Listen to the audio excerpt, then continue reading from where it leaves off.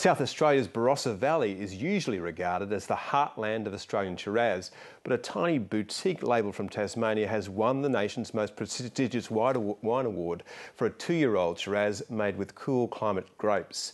So will this transform Australia's idea of Shiraz, and has Tasmanian wine come of age? From the island, one British wine judge recently labelled Little Champagne. Martin Cudahy reports. The Barossa Valley is home to some of Australia's oldest and most famous wineries. The grapes grown here go on to produce some of the finest Shiraz in the country. It's where winemaker Nick Glaetzer grew up.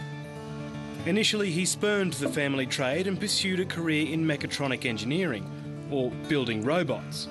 But it seems a love of wine is in his blood. It's just a great product. We're making a product that is bought to be, to celebrate occasions, celebrate birthdays, weddings, anniversaries. It's drunk to enjoy food with, to enjoy good company. He made the move from the Barossa 6 years ago and now works in the Coal River Valley, a wine region 20 minutes drive from central Hobart. The stable, temperate weather and fertile soils combine to produce conditions suited to his favourite drops.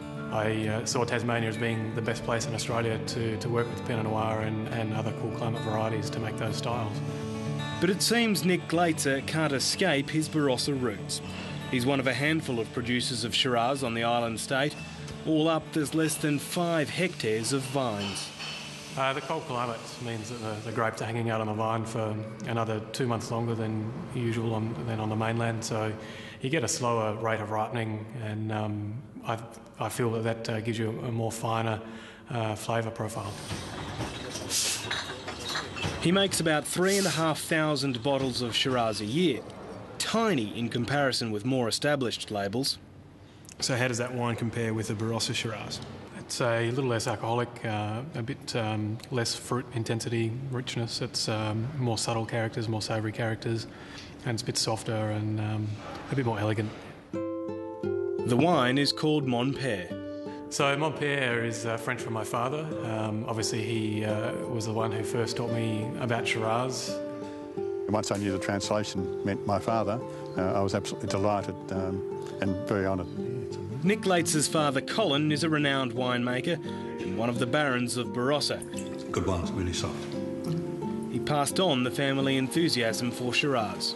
He likes trying new things, and he's forever trying different techniques, trying to make the product much, much better, and which he, obviously it's working. This is the ultimate prize on offer at the Royal Melbourne Wine Show, and the Jimmy Watson Memorial Trophy this year has been won by Nick Glaetzer's Monpere. About 1,400 young red wines compete for Australia's most famous wine award. Nick Stock is a wine drinker, wine critic, wine author and wine judge. He was on the panel that awarded the Jimmy Watson.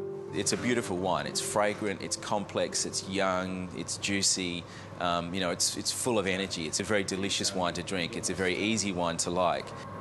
Smells good. It's like winning the Melbourne Cup, or probably even more important than that for winemakers. It is the aim every winemaker that's worth his salt would aim for. And 2011 marks a radical departure for Australia's wine establishment. Traditionally, this award has gone to, the bigger, warmer, richer, and probably more famous, red wine regions, places like the Barossa Valley, McLaren Vale, Margaret River. A Tasmanian wine has never taken out the Jimmy Watson Trophy, so all of a sudden people are firstly trying to find out a little more about this winemaker, about his wine, and also about Tasmania. So I think the implications of this are enormous, and we're seeing the world's attention really focus on Tasmanian wine at the moment. The Jimmy Watson Award, coupled with some other recent wins, has captured the attention and imagination of Australia's wine industry. There are a range of different things that are all aligning right at the perfect time for people to really sit up and pay attention to Tasmania and help us cement our place on the world stage. For a state producing less than 10,000 tonnes and picking up awards and accolades all around Australia, we're punching way above our weight. Julian Alcorso has been making wine in Tasmania for more than 30 years. He attributes the recent success of the industry to more professional winemakers and viticulturalists. So would you want to grow grapes anywhere else in the country? No, no. And if I was, 20 years younger, I'd be out there planting as much as I could lay my hands on at the moment, because there's a desperate shortage of Tasmanian grapes at the moment. Not enough grapes seems to be the industry's only limiting factor. And Nick Glaetzer, he's in the same boat. So if you're thinking you'd like to get your hands on some of his Shiraz... Have you got enough? I don't have enough. No, I could have probably made about 10 times the volume, I reckon, and still not had enough. But that's just part of the game, unfortunately.